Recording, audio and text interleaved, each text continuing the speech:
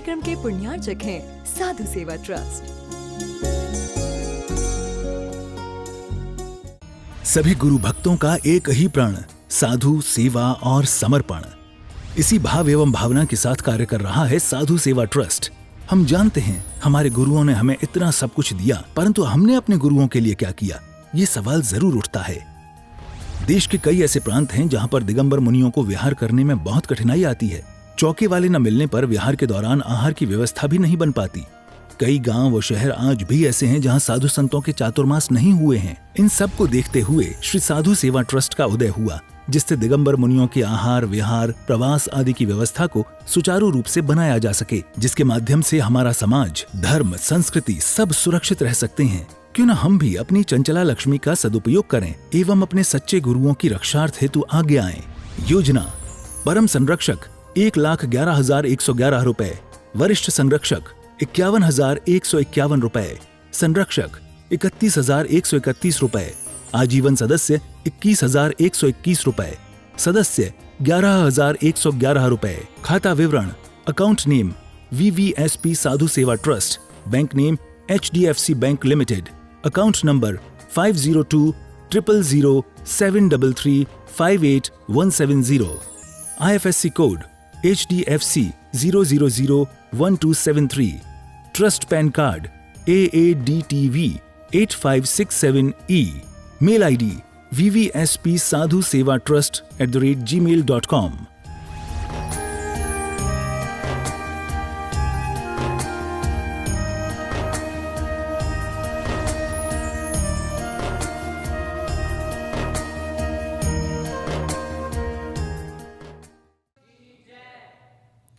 आत्मकल्याण के इच्छुक सभी धर्म प्रेमी पुण्य आत्मा एवं महानुभाव, संसार में जीव सुख पाने के लिए पुरुषार्थरत रहते हैं, और जब वे पुरुषार्थ करने के बाद सुख को प्राप्त नहीं कर पाते हैं, जैसे पूरे दिन मेहनत करी है, मेहनत करने के बाद भी कोई प्यार के 2 शब्द भी ना बोले, या फिर जीवन भर पापड़ बेले हैं और उसके बाद भी सुख ना मिले।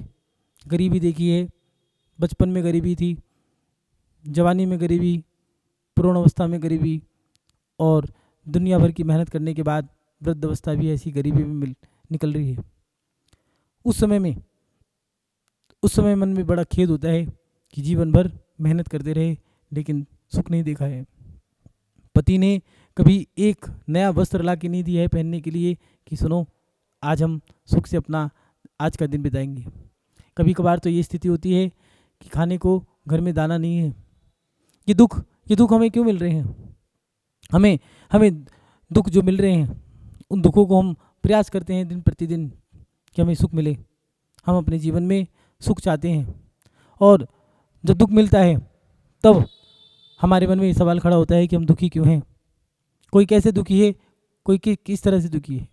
किसी को धन का दुख है, किसी को तन का दुख है, किसी को मन का दुख है, किसी को इस बात का दुख है कि मैं घर में रह रहा हूँ, काश इस घर को छोड़ करके मैं अपने जीवन को आत्मकल्याण में लगाऊं। किसी को इस बात का दुख है कि कोई मेरी प्रशंसा करता, किसी को इस बात का दुख है कि हम गरीब हैं, किसी को इस बात का दुख है कि हम अमीर हैं, किसी को इस बात का दुख है कि इतना धन संपत्ति जो मेरे पास है कि कहीं व्यर्थ ना हो जाए, कोई गलत हाथों में ना चली जाए। कोई ना कोई व्यक्ति किसी न किसी प्रकार से, हर व्यक्ति दुखी है। और हम दुखी क्यों होते हैं, ये सवाल हमें दिन रात परेशान करता है। महानुभाव, हम दुखी क्यों होते हैं, इन सवालों के जवाब आप सभी जानते हैं। हमारे कर्म की वजह से ये पाप कर्म हमें दुखी करते हैं। लेकिन ये हमें पता लग जाए कि हमारा कौन सा कर्म हमें दुखी कर रहा है, तो हम अपने जीवन को सार्थक कर सकते हैं। हम दोबारा वो पुरुषार्थ ना करके अपने जीवन में दूसरा पुरुषार्थ करेंगे, जिससे कि हमारा कर्म सही हो जाए। आचार्य भगवंतों ने हमारे ऊपर बड़ी महती कृपा करी है कि हमारी हर जिज्ञासा का समाधान उन्होंने समय समय पे किया है।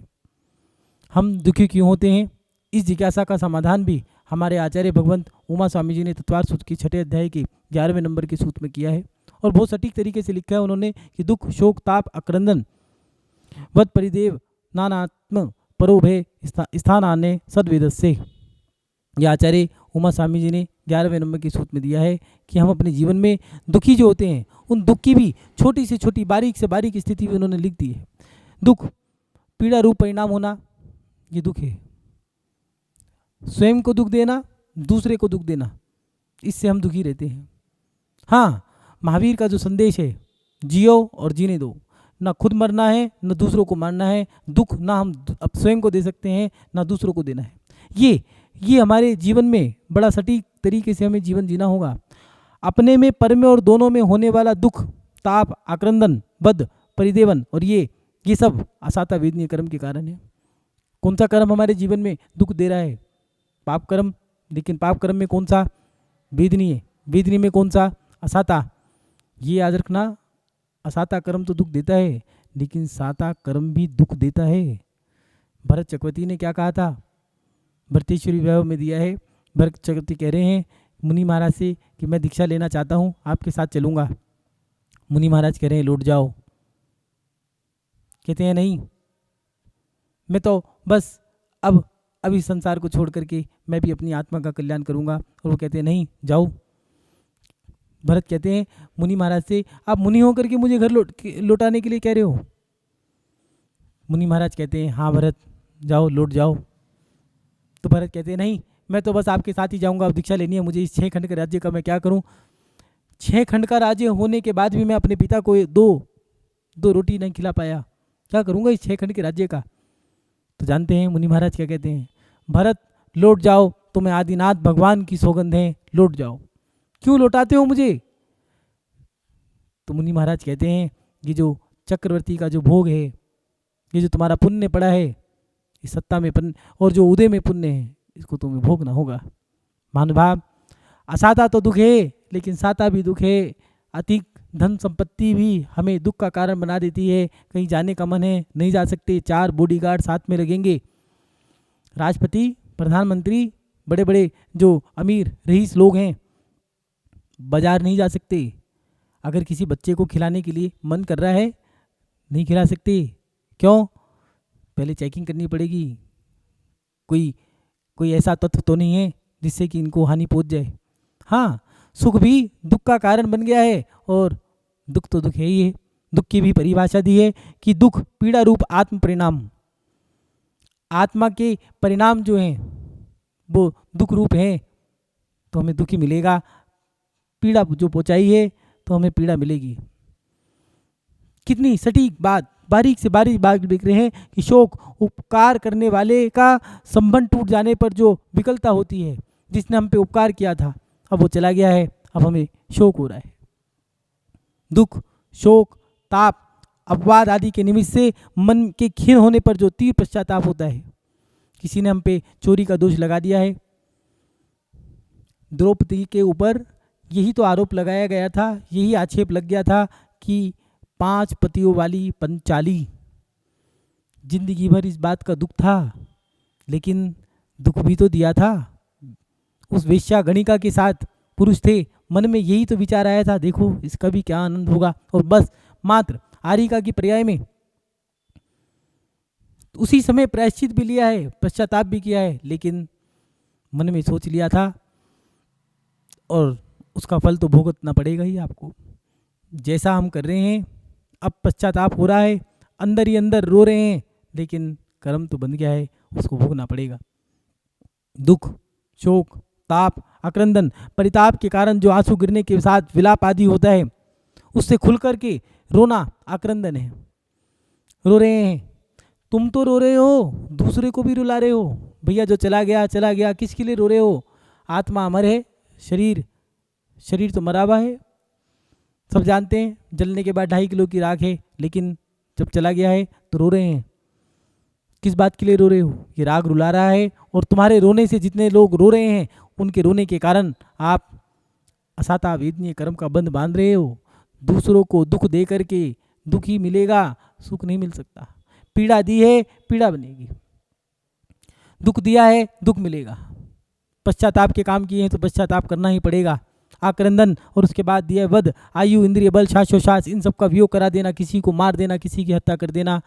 जिस माँ ने अपने गर्भ में बच्चे की हत्या कर दी है, तो याद रखना वो माँ भी सुखी नहीं रह सकती। हत्या तो कर दी है, भ्रूण हत्या कर दी है, लोग कह रहे हैं, शास्त्रों में लिखा है, सरकार ने भी कह दिया है भ्रूण हत्या नहीं करा सकते, फिर भी उसने करा तो दी है, लेकिन अब अकेले में बैठ करके वो दुखी है। बद तो कर दिया, लेकिन अब हम दुखी हैं इस बात का।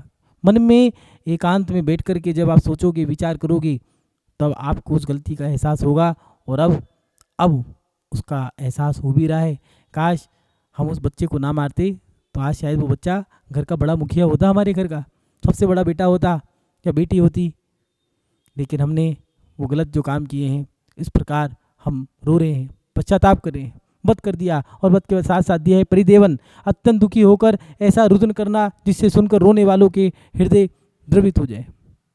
हाँ, जो सुन रहे हैं वो भी, उनके भी हृदय द्रवित हो गए हैं, काँप गए हैं, ऐसे ऐसे रो रहे हैं। भैया जो चला गया है वो चला ही गया है, लेकिन दूसरों को रुला करके क्या फ़ायदा। कुछ लोग ऐसे होते हैं कि भैया हम रोए तो माहौल को देख करके रो रहे हैं, कोई नहीं है तो कुछ नहीं कर रहे, भीड़ आ गई तो अब तो चिल्ला चिल्ला के रो रहे हैं। ये क्या है? खुद रोए, दूसरों को भी रुलाएं। खुद तो दुखी है ही हैं, दूसरों को भी दुख दे रहे हैं। इससे क्या है? इससे दुखी मिलेगा। अपने जीवन में हमें इन सब चीज़ों से बच के रहना होगा। दुखी आप स्वयं करें, दूसरों को करावें, तथा आप व पर दोनों को करें।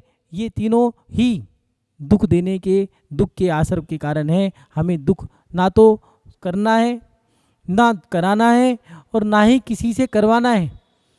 तीनों प्रकार से हमें दुख से बचना होगा, और यही दुख के असर के कारण है। वेदनीय कर्म हम कैसे बांध लेते हैं, एक बार देखें। हम दुख कैसे दे देते हैं, और दुख देने वाले को दुख मिलेगा, सुख देने वाले को सुख कैसे।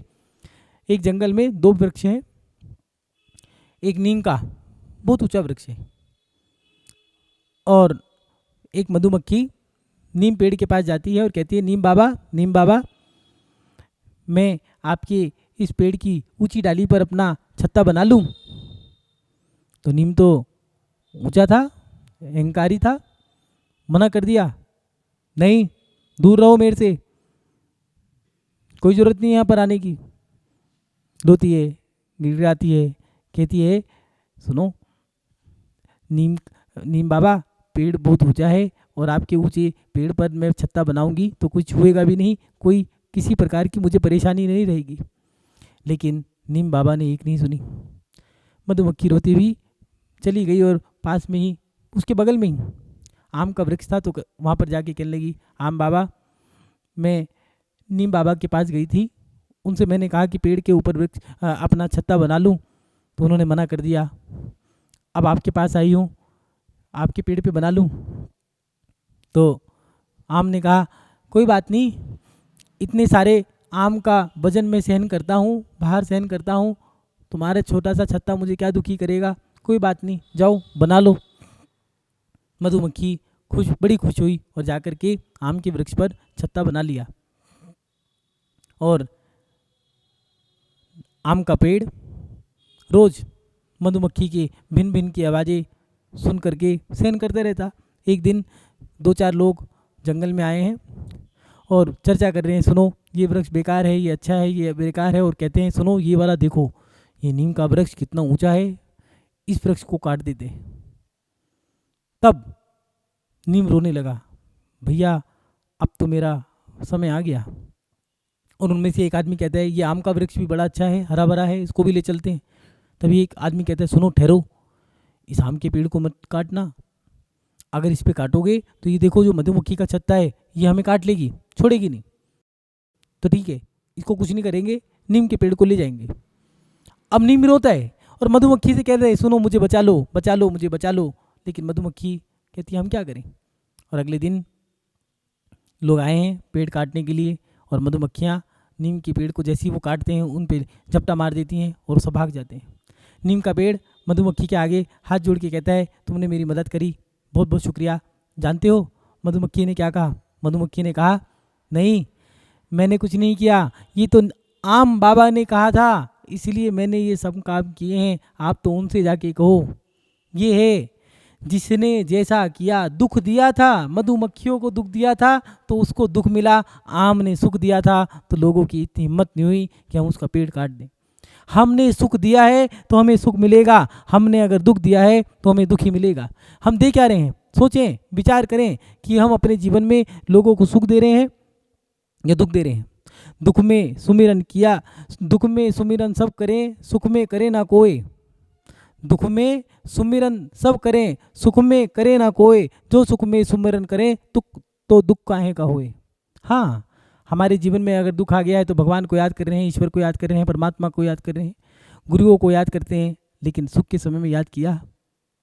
सोचो, विचार करो। सुख में सुमिरन किया नहीं, दुख में किया क्यों याद। कहत कबीर भक्त की कौन सुने फरियाद। हमने सुख में तो कभी सुमिरन किया नहीं है और दुख में याद करते जा रहे हैं। लोग कहते हैं कि भगवान भी सुनता नहीं है। भगवान तो तब सुनेगा तो तुम उसको हर पल अपनी बात सुनाओगे। जब मन करा तो सुना दी, जब मन करा नहीं सुनाई। बहुत हमें अपने जीवन को बहुत सटीक तरीके से जीना होगा।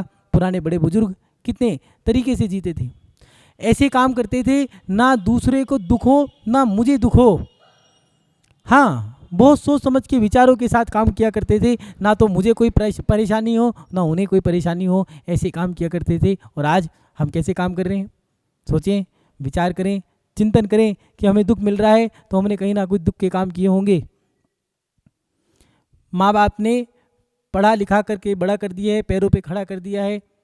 हाँ, इतना बड़ा कर दिया, उसको पैरों पे खड़ा कर दिया है, अब अपने लायक बना दिया है, विदेशों में पढ़ने के लिए चला गया है, पढ़ते पढ़ते और वो पराया हो गया है। अब माता पिता इंतज़ार कर रहे हैं, बेटा आएगा बेटा आएगा, लेकिन बेटा नहीं आएगा। क्यों? क्योंकि वो तो पढ़ते पढ़ते पराया हो गया। जिन माता पिता ने हमें पढ़ा लिखा करके बड़ा किया था, पहले के बच्चे सोचते थे कि हम उनका एहसान कैसे चुकाएं, बस जीवन भर हम उनकी सेवा करेंगे। और आज जिसने हमारे ऊपर उपकार किया है, हम पहले उसी को, जिसने हमें किराए की दुकान दी तो किराए की दुकान ही जब्त कर लिया हमने।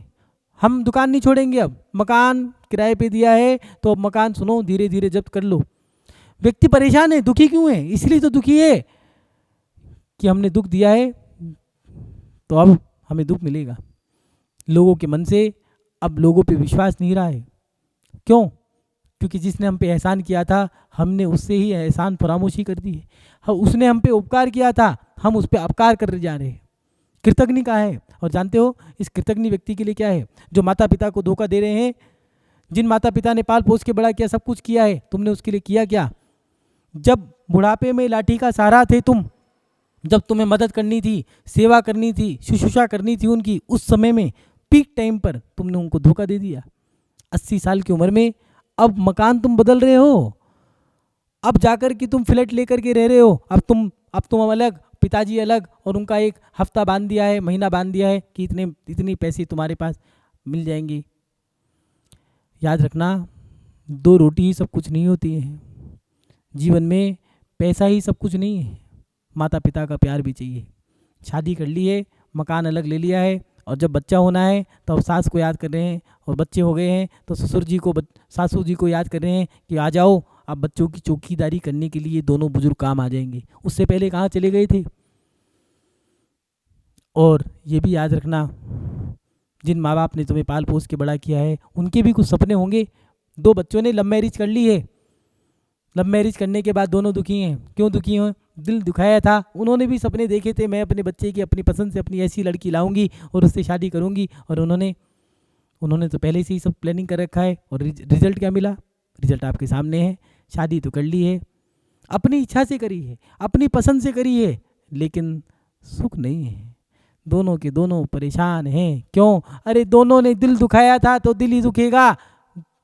और वो बच्चा देखो, उसने कहा माँ जैसे तुम कहोगे मैं तो वैसे करने को तैयार हूँ। माँ बाप भी दोनों हाथों से दुआएं लुटा रहे हैं, बेटा जीता रहे, दूधो नाव पुतो फलो, खुश रहना, मेरी उम्र भी तुम्हें लग जाए। और अपना सब कुछ नौछावर कर रहे हैं। बार बार प्रत्येक व्यक्ति से कह रहे हैं संतान हो तो हमारे बेटे जैसी हो। और बेटा भी शादी माँ बाप की पसंद से करी है तो बच्चा भी माता पिता की पसंद से शादी करने के बाद सुखी है। बहू भी कि देखो मेरे सास ससुर कितने अच्छे हैं, मेरा पति भी कितना आज्ञाकारी है। रिजल्ट हमारे सामने है। हमने दुख दिया, हमें दुख मिला, हमने सुख दिया, हमें सुख मिला। पहले के लोग प्रत्येक क्रिया में सतर्क रहते थे, लेकिन आज के लोग इतने विवेक से काम कर रहे हैं या नहीं कर रहे? सोचें, विचार करें। हम अपने जीवन में अगर सुख प्राप्त करना चाहते हैं तो हमें थोड़ा सा अपने आप को सटीक तरीके से, सावधानी के साथ, विवेक के साथ जीना होगा। हाँ, अगर किसी ने तुम्हारे ऊपर उपकार किया है तो तुम्हें भी अपने जीवन में ये याद रखना होगा कि उस उपकार के बदले में हमें भी उपकार करना चाहिए। आचार्यों ने दिया है परस्पर ग्रोह जीवानाम, एक जीव का दूसरे जीव के माध्यम से उपकार होता है। माता पिता ने तुम्हें पाल पोस के बड़ा किया है तो तुम्हें भी उन माता पिता की अब अंत समय में सेवा करनी है। धोखा नहीं देना। धोखा दे करके तुम उनको छोड़ करके चले गए हो, अपनी तो नौकरी के बहाने तुमने, बच्चों को फ्रीडम मिल रहा है इसलिए बाहर पढ़ने जा रहे हैं, पढ़ने की वो ललक तो गई है। अगर पढ़े लिखे बच्चे से ही पूछ लो 19 का पढ़ा सुना दो, नहीं सुना पाएंगे। उनके अंदर ललक किस बात की है? पढ़ने की नहीं है। तुम जो सपने देख रहे हो, जिस उम्मीद में तुम जी रहे हो, उस उम्मीद में मत जियो।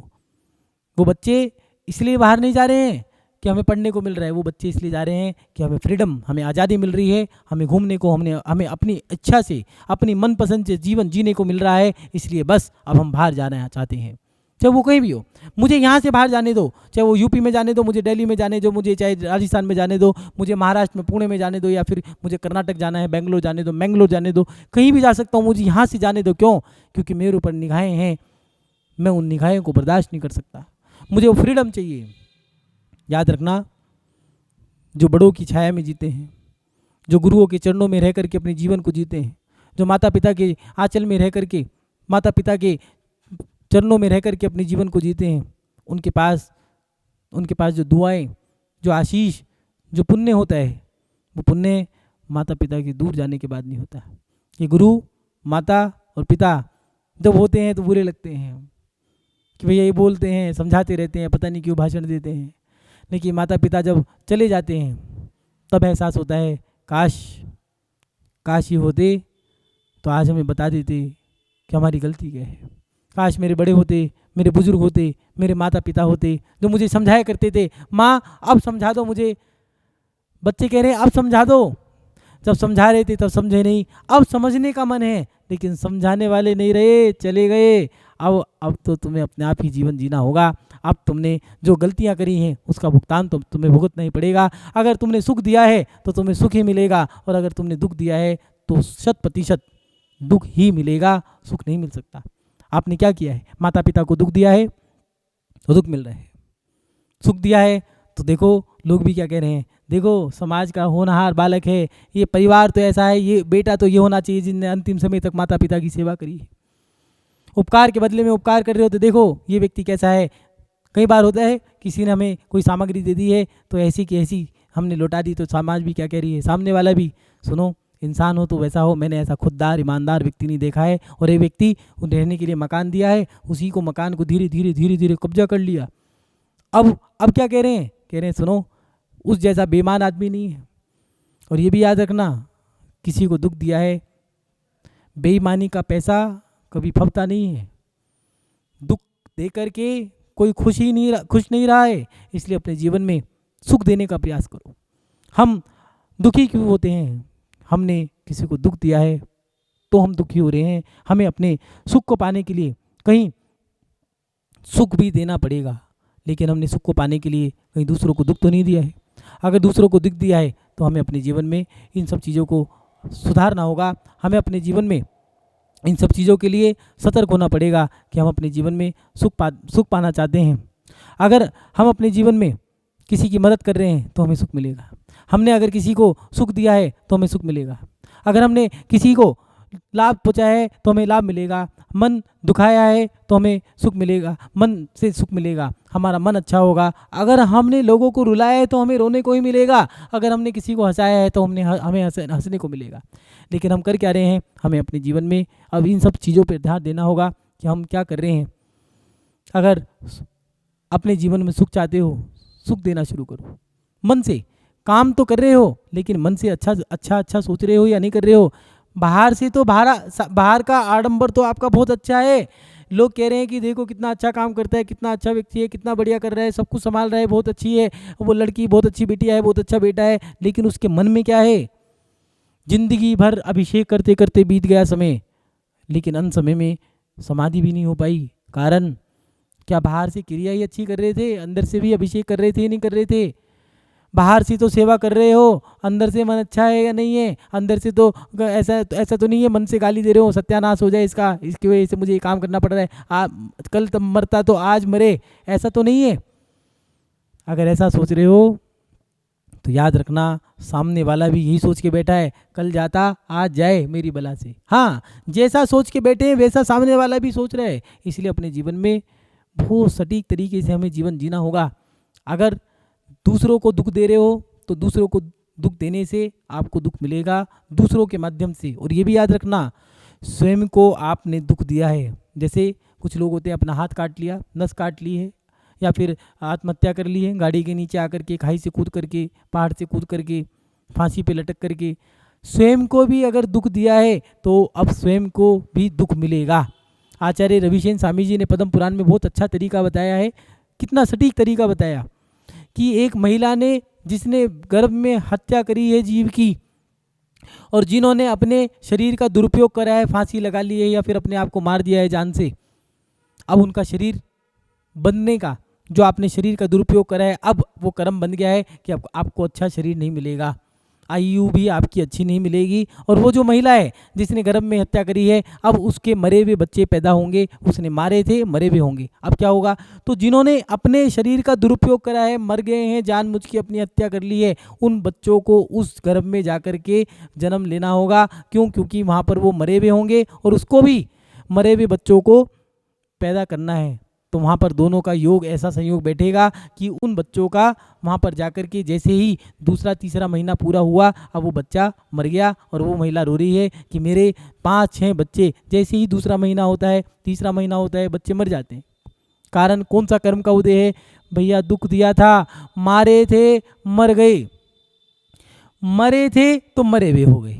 अपने शरीर की हत्या करी थी तो आपकी हत्या कर दी है, और आपने मरे हुए बच्चों को मारा था तो बच्चे मरे हुए हो रहे। कर्म बड़ा सटीक है, कर्म सिद्धांत तो सटीक है, अरिहंतों की वाणी सत्य है। आप सच सुन सको या ना सुन सको, आप अपने जीवन में झूठ बोलो या सच बोलो, लेकिन अरिहंतों की वाणी तो सटीक है। आपको आदत नहीं है मत सुनो, लेकिन उनकी वाणी तो बिल्कुल सटीक है। हमने अगर नीम का बीज डाला है तो नीम ही पैदा होगा, और बबूल का डाला है तो बबूल, आम का डाला है तो आम का, जो वृक्ष बीज हमने डाला है वही वृक्ष मिलेगा। आप सोचो नीम का डाल करके बबूल हो जाए, ऐसा नहीं हो सकता। आप अपने हिसाब से अपने सिद्धांत बना सकते हो, लेकिन आगम सिद्धांत तो सटीक है। दुख दोगे तो दुख मिलेगा, सुख दोगे तो सुख मिलेगा। अपने जीवन में सुखों को दे करके हम अपने दुखों से बच सकते हैं। महानुभाव, हम दुखी क्यों होते हैं? हम अपने जीवन में वेदनीय कर्म, जो वेदनीय कर्म है, उस वेदनीय कर्म के कारण, कौन सा? साता और असाता, उसके दो कर्म के भेद दो दिए हैं, साता और असाता। साता और असाता माने दुख भी दुख है और सुख भी दुख है। अति सुख भी हमारे दुख का कारण बन जाता है। जिसको आप सुख मान रहे हो ये सुख नहीं, ये सुखाभास है। कई बार संसार की चकाचौंध में फंस करके हम अपने लक्ष्य को भूल जाते हैं, और उस सुख को, जो वेदनीय कर्म का साता है, उस साता में हम सोचते हैं ये बहुत अच्छा है, आनंद में है, और उसमें जब रच पच जाते हैं, जब हमारी उम्र निकल जाती है, तब पता लगता है अरे हमने तो अपने जीवन को बर्बाद कर दिया, इस चकाचौंध में पड़ करके हमने अपने जीवन को बर्बाद कर दिया है। तब एहसास होता है अरे ये सुख नहीं था, ये जो धन दौलत ऐशो आराम, एक बड़ा बहुत लंबा बड़ा चौड़ा कुटुंब परिवार और ये शान और शौकत ठाट बाट जो थे, ये तो सब दुख के कारण बन गए। इसीलिए आचार्यों ने कहा है दुख तो दुख है, सुख भी दुख है। अपने जीवन में इस वेदनीय कर्म के कारण हम दुखी होते हैं। ऐसा कुछ काम करें जिसके माध्यम से हम इस सुख को प्राप्त कर सकते हैं। इस कार्यक्रम के पुण्यार्चक थे साधु सेवा ट्रस्ट।